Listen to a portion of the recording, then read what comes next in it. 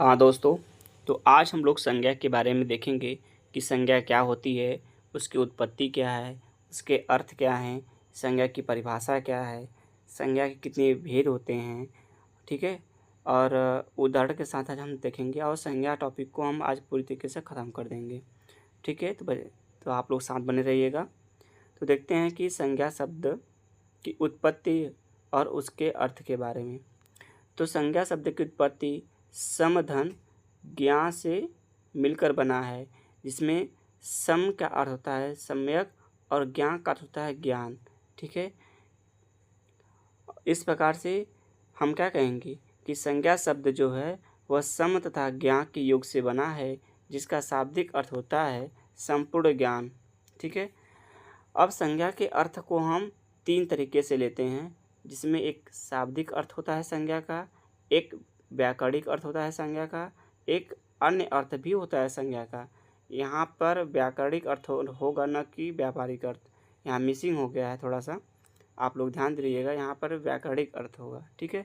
तो संज्ञा का शाब्दिक अर्थ जो होता है वह संपूर्ण ज्ञान होगा, और इसका संज्ञा का जो व्याकरणिक अर्थ होगा वह होगा नाम।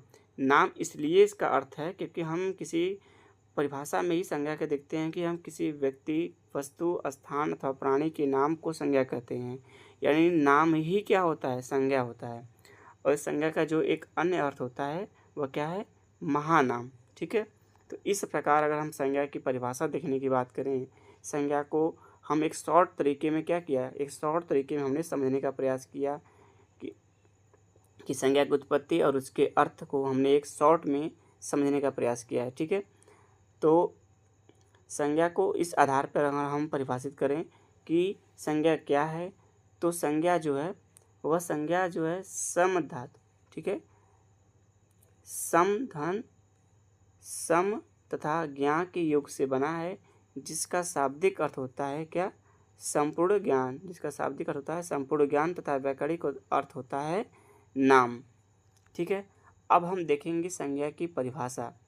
संज्ञा की परिभाषा तो किसी वस्तु, स्थान, प्राणी अथवा भाव के नाम को हम क्या कहते हैं, संज्ञा कहते हैं, ठीक है।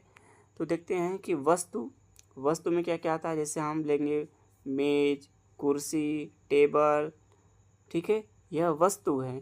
हम वस्तु के नाम को भी संज्ञा कहते हैं। तो हमने देखा कि वस्तु में क्या क्या आती हैं, तो हमने वस्तु में मेज, कुर्सी, टेबल, ठीक है, और सभी हम चीज़ें ले सकते हैं जो वस्तुएं हैं, ठीक है।